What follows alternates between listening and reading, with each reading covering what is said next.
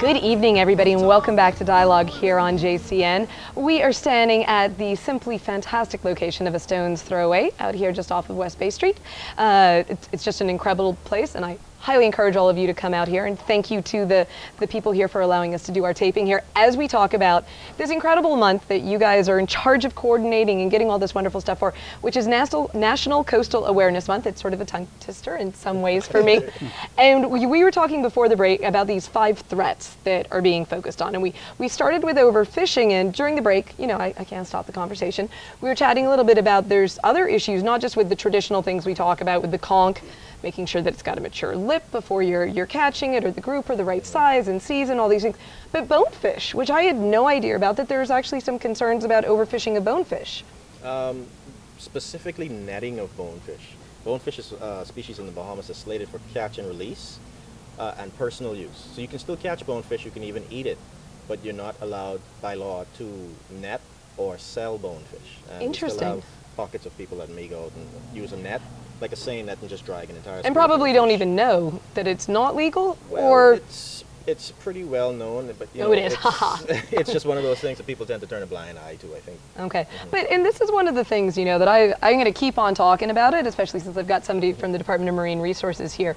That, you know, how do we encourage people that it's not un-Bahamian to call Department of Marine Resources if you see somebody doing something illegal, that this is something, that this is being patriotic to the country.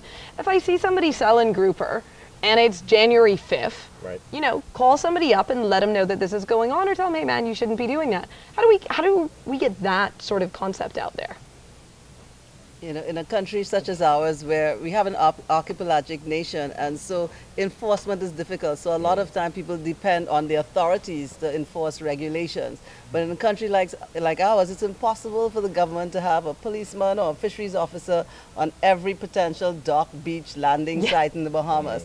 And so it's really important for the public to play a role in reporting infractions, in being good consumers. So if you if you don't purchase the grouper from the fishermen during the closed season, then they'll stop getting it. Exactly. Right? So awareness is key. It's an important step in that chain. And so this is where the National Coastal Awareness Committee is working with the public through a variety of avenues to help people to understand why we need to protect our resources, why our regulations are in place. They're for our benefit. For our benefit, exactly. And just, obviously, I'm sure everybody knows this because it's been in effect for so long, but you should not be buying any lobster right now because we are in closed season for that until August 1st. So you know what I would like to see? I was just in Bimini at the Bimini Game Club, the big game club there, and Guy Harvey Resort, and they, in their restaurants, will not serve any fish or crawfish that is out of season.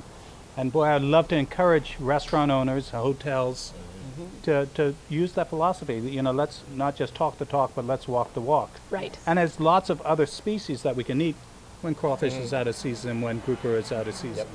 And that's definitely, and I'll do the same thing that I did during grouper season. If you own a restaurant, you know, and you make sure that you're not serving lobster right now, and you're making sure that you're not buying freshly caught lobster, please send me an email. I'm happy to post you on my Facebook site, and I'll give you lots of free publicity. So same thing when it's grouper season, let me know, and I'm happy to promote you because, again, this is the value of the dollar really being put into effect. But so we got overfishing. We're done with that threat now. We're working on this. We're getting everybody aware.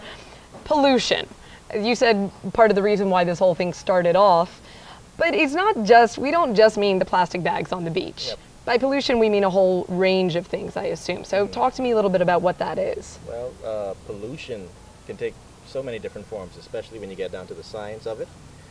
For instance, if you're a dolphin, loud underwater noises can be a form of audio pollution. Yeah. If you're a seabird and you navigate by the stars, bright lights can be a form of pollution. The same thing for baby turtles. Yes. You know, they get distracted by street lights, and instead of heading to the light of the moon, they go into the street. They go the wrong way. Over, yeah. So pollution is very broad, but I suppose it started out talking about what we see: the cans, the bottles, the wrappers, the tissue. But what we want to do as a Coastal Awareness Committee is educate people on all the various types of pollution and what you can do personally to reduce or even eliminate it in some areas. So what should we be doing, and to talk not just about the things, but also, so, you know, I know, so don't pour your motor oil down the drains, you know, these sorts of things. When people, man, I just changed my oil, let me just pour it down here. No, because that's going to end up in the ocean, or it's going to end up somewhere leaching into our ocean at some point. Exactly. But what else? What else should we be doing besides putting your stuff in the trash? Right, so we encourage people to use reusable green bags, we call them, to go to the grocery, right? So it cuts down the amount of plastic bags in the environment. Put your trash in the bin. That seems simple. Or I encourage people to, in fact, when you go to the beach, instead of putting the trash in the bin on the beach, take it home with you and secure it in your garbage bin. Because the people who clean up the beaches are not going to come there till tomorrow. The wind, the dogs, stuff, it can knock it over, right? Yep. Somehow we bring our stuff to the beach or to picnics, and we were happy to take it there, but once we use it, we don't want to touch it anymore. So we need to change our mindset about how we feel about the trash that we produce and take care of it properly.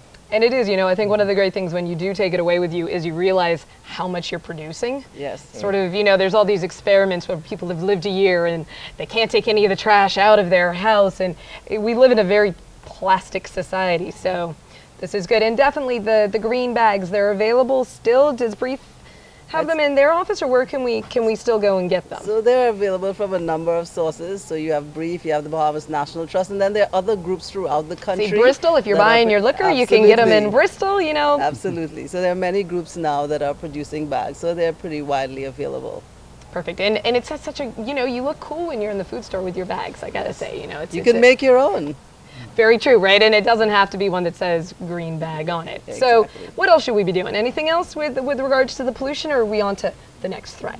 All right, so I guess water pollution, we could think about maintaining our septic tanks, getting them pumped regularly. One of our problems would be water quality, especially like on New Providence, where you have so many people living close together. Yes. So we want to think about what's the quality of our groundwater, right? So anything that goes on the ground goes into the soil. Especially because we're calcium carbonate. It's a very porous stone. So not to make you too unhappy with life, but if you have a badly maintained septic system near your well, you can imagine what it's just sort of seeping out. And so yes, so definitely keeping everything in tip-top shape is a very healthy idea. Yeah, absolutely.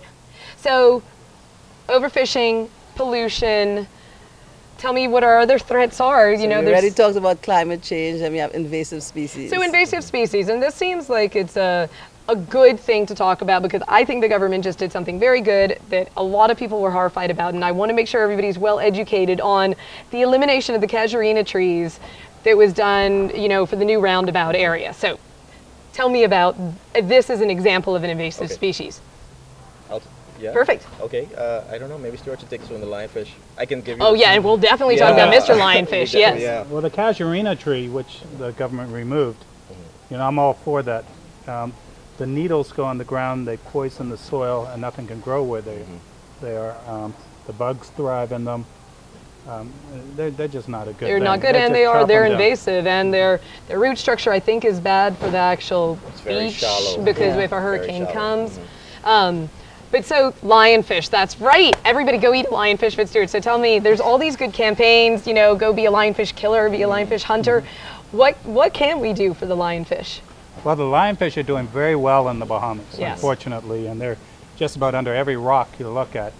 So if, unfortunately, the only way really to capture them at this time is to spear them. Right. And luckily, most of us spearfish. Yeah. So when you're out spearing, you know, shoot the lionfish. They're delicious. They're pretty easy to catch. Even I've been able to spear quite a number of lionfish, which is an indication that they're easy to spear. Or you can net them. Yes, I suppose, yeah. With a, with a net, but they're, you just need to take a pair of scissors and cut the spines off. It's just, the venom is just in the spines, it's not in the flesh, and it's like eating a young grouper. They really are super tasty. I'm trying not to advocate frying on a regular basis, but the tempura style lionfish, it's a real gourmet delicacy. And are we, because one of the things, I know there are some local restaurants that have picked up on doing it, but I haven't seen it catch on where it's become in all the hotels and that sort of thing, but it seems like this should be a good area for our fishermen to be moving into. Is it coming along? It's picking up slowly. Not that I spend a lot of time in our hotels, so maybe that's an unfair comment for me. No, but it is picking up slowly. I've talked with a number of fishermen who have begun supplying hotels with lionfish. Oh, great. So, and Bahamians are actually, not all of them, because, you know, we're very traditional when it comes to fish in the Bahamas, but some Bahamians are starting to request lionfish, and now that people are requesting it, the fishermen will spend the gas to go and get lionfish. So right. It's picking up, but we hope to see more of it. We want to do the lionfish, what we started to do the Nassau group of. And you know exactly, it would be so great if we could eliminate them. And it is, but I mean, Stuart, again, because you really have been observing our oceans for so long, I really think it's quite incredible. 10 years ago, there wasn't a single lionfish here, at least from my understanding. No, it's true. It was 6, 7 years ago, we had one show up on one of our wrecks. And we were all excited, you know, and we were taking pictures of it. It was always there. Then there was 2, and then there was 10, you know, and now there's like thousands. Yeah. So, you know, at first it was kind of cool, but now it's not very cool at all. It's not. And they're voracious eaters. You see them eating all the little fish, the shrimp. So we don't know what kind of effect this is going to have in, you know, in the future, long term or even short term. Because even if they're not, and I know there's been a lot of discussion about whether they're actually eating the juveniles of our commercially viable species. So really, are they really eating baby groupers? Are they eating the conch eggs? Is this happening? But even if they're not, they are interrupting our food chain, is at least my understanding. So they are in some way negatively impacting these other animals that we're trying to protect and we want to eat on a very regular basis. So go out, order lionfish, eat up your lionfish, and if you know how to use a spear and you understand the basics of how not to get attacked by the little spikes on top, go out and kill a lionfish. On that note, we're going to take a quick break, but come back with us afterwards as we talk about some more of these threats that the National Coastal Awareness Committee is focusing on. Harry talking food, she me looking in the head. He breaks you the bush crying.